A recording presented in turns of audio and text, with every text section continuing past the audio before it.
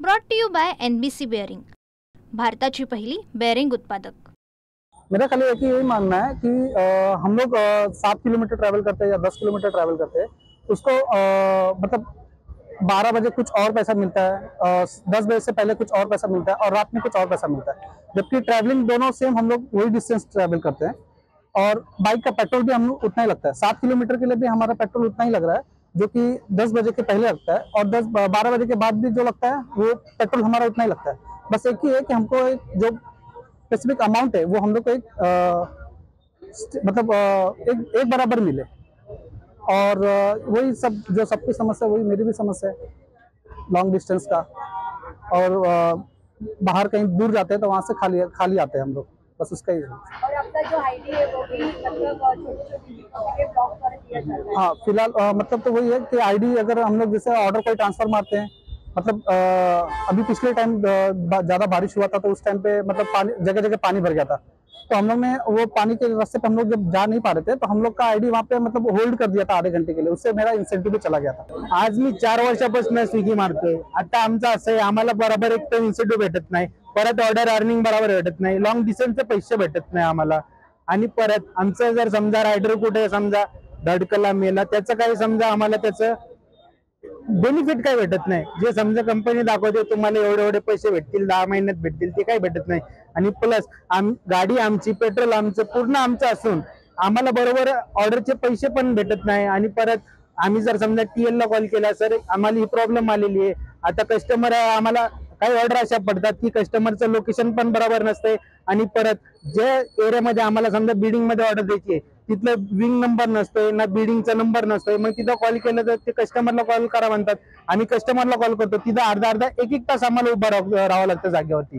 मग नंतर कंपनीला कॉल केलं तर कंपनी बोलते ती ऑर्डर तुम्हाला डिलिव्हरी करावं लागेल, नाही तर तुम्हाला पेनल्टी लागेल काय। मग आज या ठिकाणी स्विगी आणि झोमॅटो हे रायडर्स जे आहेत, या रायडर्सनी या ठिकाणी आपल्या सन्माननीय माजी आमदार राजूदादा पाटील यांच्याकडे मदत मागितली होती की आम्हाला आमच्या वेगवेगळ्या मागण्या आहेत, आम्हाला खूप त्रास होतो स्विगी आणि झोमॅटोच्या मॅनेजमेंटकडून, तर त्या त्रासच्या संदर्भामध्ये आम्हाला तुमची मदत हवी आहे।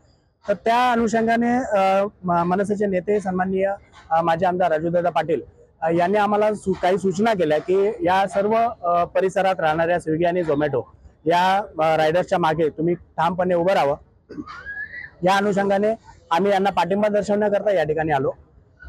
यांच्या बऱ्याच अशा मागण्या आहेत, सन्माननीय पोलिसांच्या माध्यमातून त्यांचे जे मॅनेजमेंट आहे त्या मॅनेजमेंटला फोनही गेलेत, ते लोक काही वेळानंतर येतील, त्यांच्या मागण्या मान्य करण्याकरता आम्ही चर्चा देखील करू। परंतु स्विगी आणि झोमॅटोला या प्रसार माध्यमांच्या माध्यमातून एक सांगू इच्छितो की ही सर्व मुलं उन्हातानातून जे कामं करतात, उन्हा पावसामध्ये आपल्या जीवाची पर्वा न करता जे कामं करतात, ही यांच्या जीवाचे कुठल्याही प्रकारची हानी होते किंवा त्यांना कुठल्या प्रकारची दुखापत होते, तर त्यावेळेला स्विगी झोमॅटो आपला पाय जो मागे घेते, हा मागे न घेता त्यावेळेला त्यांचा पाय पुढे असला पाहिजे, हे तुमच्यासाठी कामं करत असतात। दुसरी गोष्ट, याच्यामधल्या एकाला पण त्यांचा आयडी ब्लॉक करणं, त्यांना कामावरून काढून टाकणं किंवा त्यांच्यावरती गुन्हे दाखल करण्यासंदर्भातल्या धमक्या देणं, अशा पद्धतीचा कुठलाही प्रकार स्विगी आणि झोमॅटोने केला तर महाराष्ट्र नवनिर्माण सेना कल्याण, डोंबिवली, पलावा असो, दिवा असो, याच्या एकही रेस्टॉरंट आणि हॉटेल्स मधून ऑर्डर बाहेर पडू दिली जाणार नाही, याची काळजी या सर्व झोमॅटो घेतली पाहिजे। Brought to you by NBC bearing, भारताची पहिली बेअरिंग उत्पादक।